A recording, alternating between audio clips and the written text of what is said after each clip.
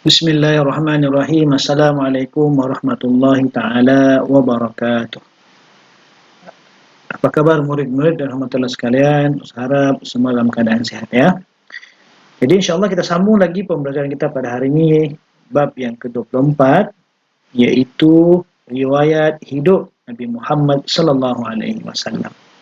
Oke, jadi sepanjang pembelajaran ini apabila disebut Nabi Muhammad SAW, malah sama-sama kita berselawat. Paling kurang pun Allahumma salli ala Muhammad.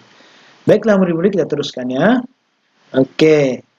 Setelah pembelajaran yang kita capai, yang pertama menyatakan riwayat hidup Nabi Muhammad SAW. Yang kedua, 5.1.2 menjelaskan peristiwa-peristiwa penting dalam kehidupan Nabi Muhammad SAW sebelum dan selepas kerasulan. 5.1.3 menerangkan akhlak Nabi Muhammad SAW. 5.1.4 menguraikan iktibar daripada riwayat hidup, peristiwa-peristiwa penting dan akhlak Nabi Muhammad SAW. Baiklah murid-murid, kita teruskan. Tak kenal maka tak cinta. Mari sama-sama kita tengok biodata Nabi Muhammad SAW. Nama diberi ialah Muhammad bin Abdullah bin Abdul Muttalib bin Hashim. Nama lain Ahmad Al-Mahi Al-Hashir Al-Aqib. Gelaran Al-Amin. Al-Amin ini bermaksud yang amanah atau yang paling dipercayai. Tarikh dan tempat lahir 12 Rabiul Awal, tahun gajah di Mekah. Kunyah ini maksudnya gelaran lah. Gelaran juga yang dipanggil kepada Nabi Muhammad SAW, yaitu Abu Al-Qasim, bapa kepada Qasim. Okey, ibu susua Nabi Muhammad SAW pula ialah Suwaibah Al-Aslamiyah dan juga Halimatu As-Sa'diyah. Pengasuh dia ada dua orang, iaitu Asy-Syaimah dan Ummu Aiman. Okey, isteri ini dalam sejarah ini ada 12 orang isteri. Tapi yang biasa kita dengar, yang pertama Khadijah binti Khuwailid dan juga Aisyah binti Abu Bakar. Ini yang lain kita boleh baca sendiri ya. Kemudian anak ada 7, Al-Qasim, Abdullah, Ibrahim, Zainab, Ruqayyah, Ummu Kalthum, dan Fatimah. Tarikh dan tempat wafat 12 Rabiul Awal tahun 11 Hijrah di Madinah. Okey, silsilah keturunan Nabi Muhammad SAW. Nabi Muhammad bin Abdullah bin Abdul Muttalib bin Hashim bin Abdul Manaf bin Qusay bin Qilab. Ini keturunan bapa Nabi Muhammad SAW daripada sebelah bapa. Okey, sebelah ibu dia pula Muhammad bin Aminah bintu Wahab bin Abdul Manaf bin Zuhrah. Kalau kita tengok sebenarnya bapa dan juga ibu Rasulullah SAW ini bersaudara juga lah kan. Abdul Manaf di situ dia punya atuk, moyang Abdul Manaf itu moyang Rasulullah. Okey, seterusnya kita tengok. Peristiwa sebelum kerasulan. Kita akan tengok secara ringkaslah. Ya. Ustaz cadangkan ada satu buku yang sangat baik untuk kita menelusuri sirah Nabi Muhammad SAW ini, iaitu buku yang dikarang oleh As-Safiur Rahman Al-Mubarakfuri. Buku dia yang bertajuk Ar-Raqiq Al-Makhtum. Itu buku yang sangat baik untuk kita baca. Dia akan terangkan secara mendalam berkenaan dengan sirah Nabi Muhammad SAW. Baiklah murid-murid, kita teruskan pula peristiwa sebelum kerasulan. Bermula daripada selepas kelahiran hingga 2 tahun. Apa yang berlaku dipelihara oleh Halimah As-Sa'diyah di perkampungan Bani Sa'ad. 2 hingga 4 tahun. Apa yang berlaku dada Nabi Muhammad SAW dibedah oleh Malaikat Jibril. Ini peristiwa-peristiwa besar saja kita belajar ya. Kemudian 4 hingga 6 tahun apa yang berlaku tinggal bersama dengan ibu baginda, melawat kubur bapaknya di Madinah. Ibu baginda meninggal dunia di Abwa ketika perjalanan balik daripada Madinah ke Mekah. Maksudnya Nabi Muhammad SAW ini anak yatim piatu. Okey, 6 hingga 8 tahun apa yang berlaku dipelihara selepas ibunya meninggal. Nabi Muhammad SAW dipelihara oleh datuk baginda Abdul Muttalib sehingga datuknya meninggal. Dan selepas itu pula Nabi Muhammad SAW ini tinggal dengan bapa saudaranya Abu Thalib. Okey, seterusnya pada usia 12 tahun apa yang berlaku, baginda mengikut Abu Talib ke Syam, ikut pakcik dia untuk buat apa di Syam ni, berniaga. Tetapi Abu Talib dalam perjalanan ini Abu Talib berjumpa atau dinasihati oleh Buhair Ar-Rahib, seorang pendeta lah ni, yang supaya membawa baginda pulang ke Mekah kerana bimbang dibunuh oleh orang Yahudi. Buhair Ar-Rahib ini nampak tanda kerasulan pada Nabi Muhammad SAW.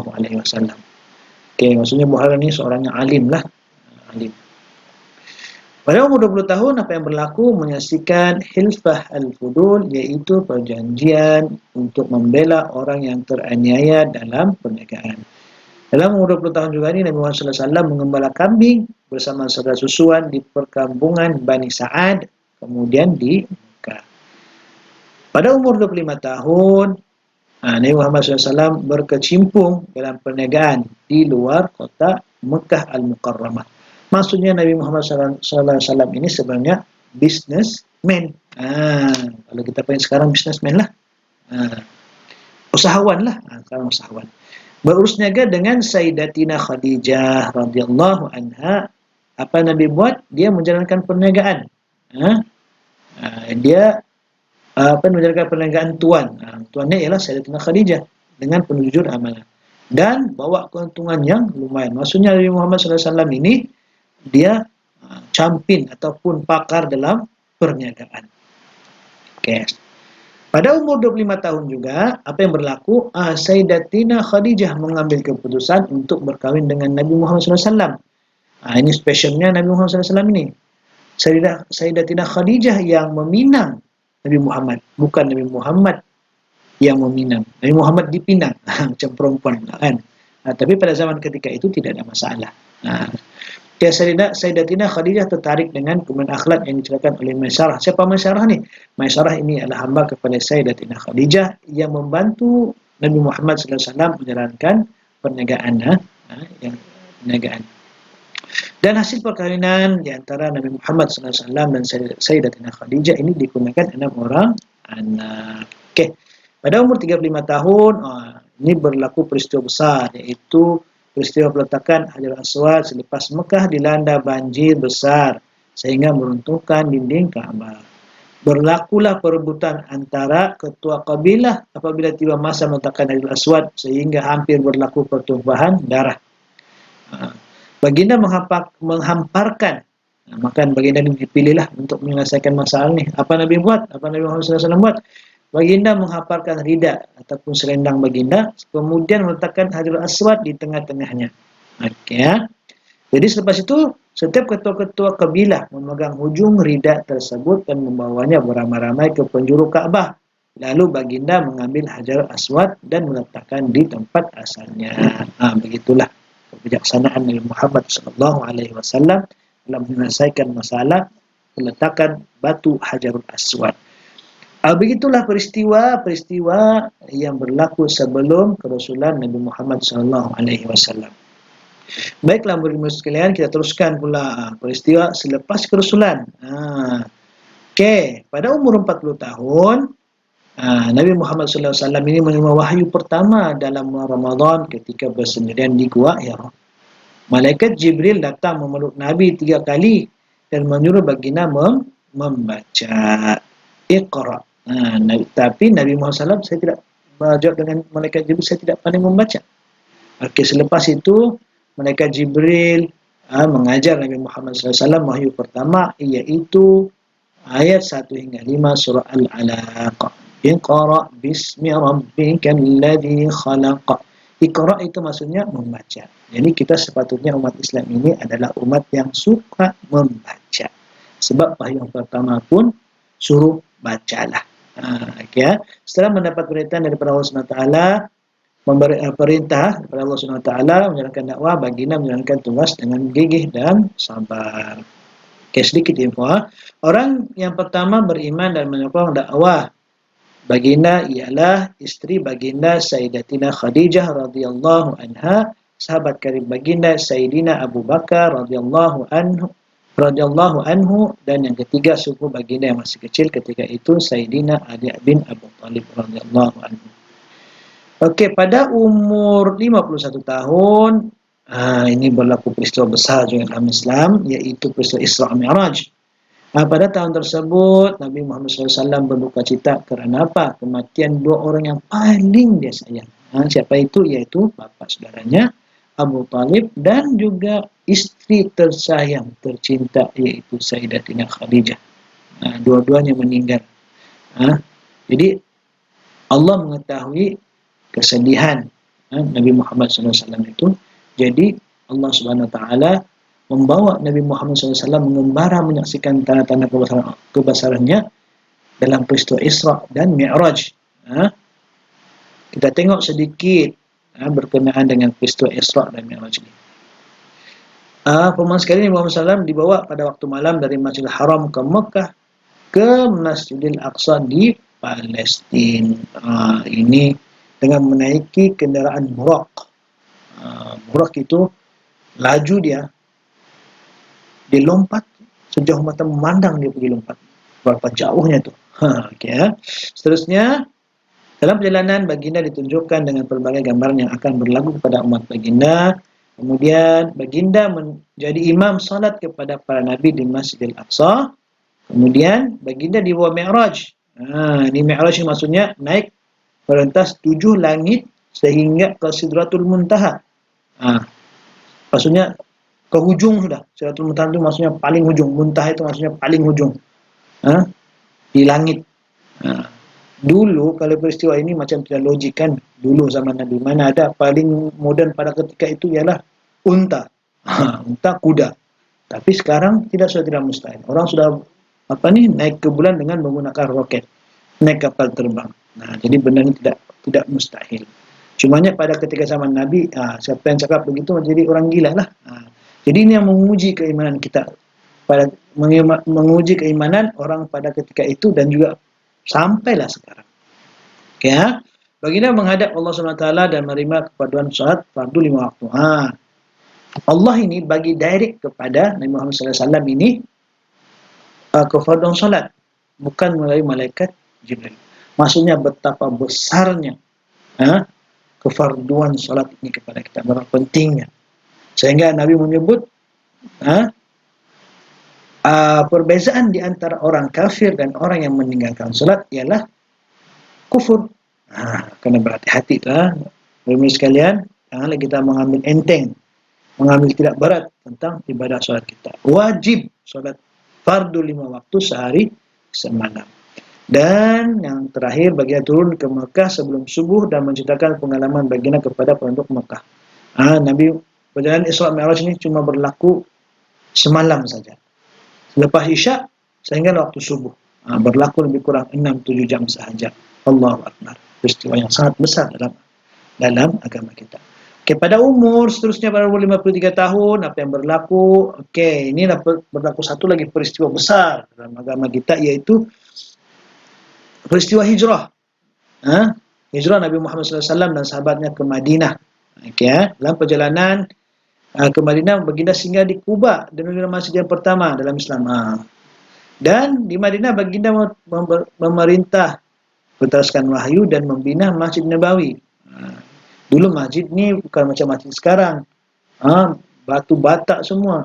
Dulu dia punya tiang daripada batang kurma, atap daripada kelapa tamar, dinding tiada. Lepas tu lantai dia pasir. Itu dulu. Sekarang tidak sudah.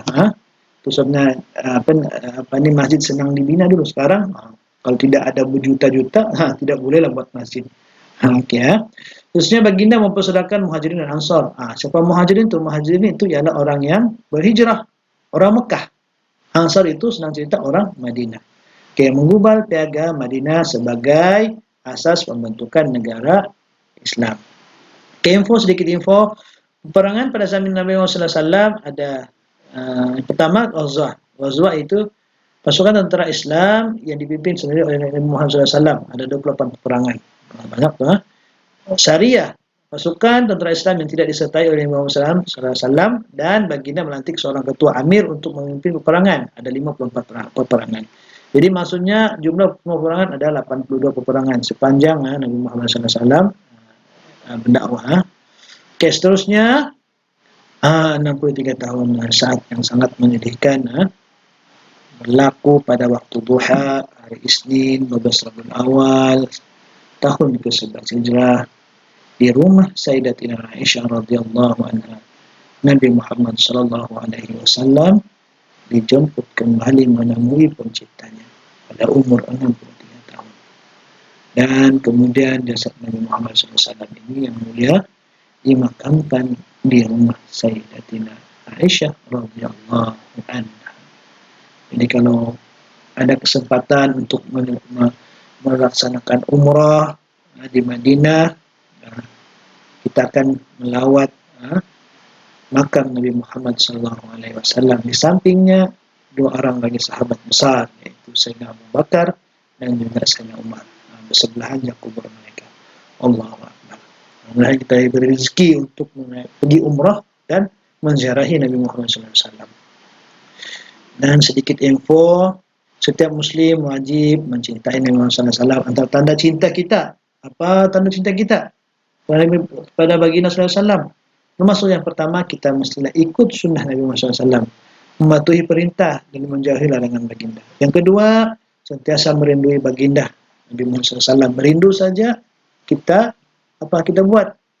Ucap salam, ataupun selawat. Yang ketiga, memuliakan dan bertawadu apabila mendengar Nabi Muhammad SAW dengan berselawat ke atas baginda.